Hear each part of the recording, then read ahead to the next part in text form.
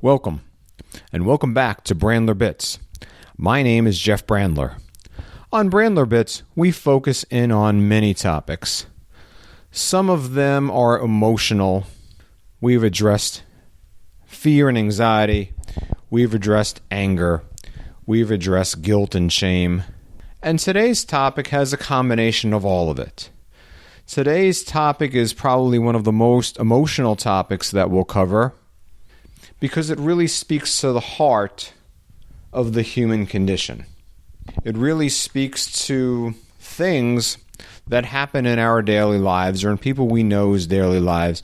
And the only reflection we can have when we see these things happen is it's not fair. And it's not fair is just the tagline for so many situations. All you have to do is watch the news. All you have to do is just listen to the daily pieces of things that happen, and you reflect, how could that happen? It's just not fair. There are people who die too early. There are people who get sick and they shouldn't, because good people get afflicted by these things. It's hard to stomach it. Some of these are more tragic than the next. We sit around and wonder, how could this happen? What does this all mean? In my office, I've probably heard hundreds of stories. Some of them are worse than others, of people going through terrible, awful, catastrophic things. And as I do most times, I sit in my office and marvel at the person's strength, or their courage, or their fortitude, and wonder if I would have the same if the chairs were reversed. How do we cope with all of this? This deluge of events and tragedies, how do we cope with this?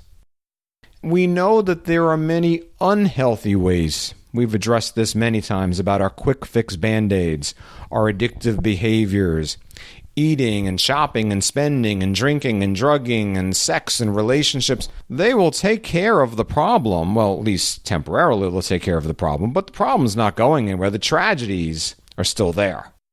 We are left to answer questions that are unanswerable. And we are ill-equipped to answer these questions because we don't know what it means. And perhaps, if we are lucky, we will gain some insight from the tragedy. Years after, maybe we'll get an idea. Aha, that was something that I was to learn. That was a lesson that I was to take from that. And that's just a solid maybe. How do we cope? What do we do? Many people rely on their spirituality, rely on something greater than themselves. The title of the book, When Bad Things Happen to Good People, is a great example of that.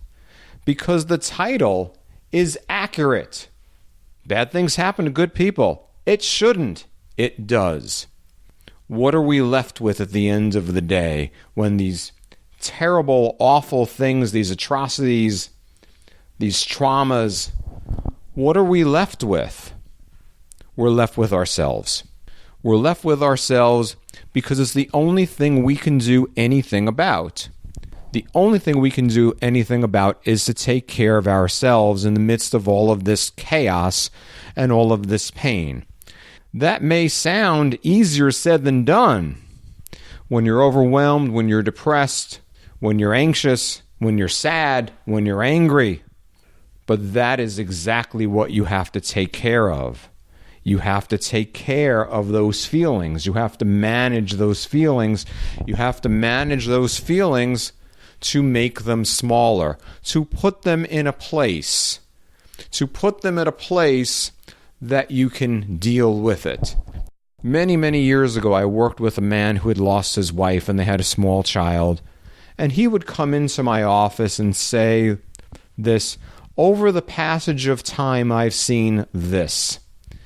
And that phrase, and over the passing of time, proved to be his way of telling me and himself that time passes. The cliche, time heals all wounds, perhaps applicable here.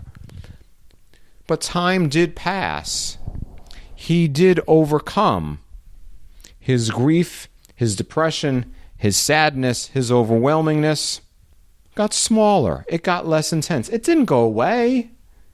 The intensity went down. We're left with our own self-care. We're left with looking at what we can do to make things better. And we're looking at ways of making ourselves better so that we can have opportunities to be open in order to move on, in order to change, in order to allow ourselves to deal one piece at a time, one step at a time. And day by day, minute by minute, week by week, month by month, we find our resolve somehow.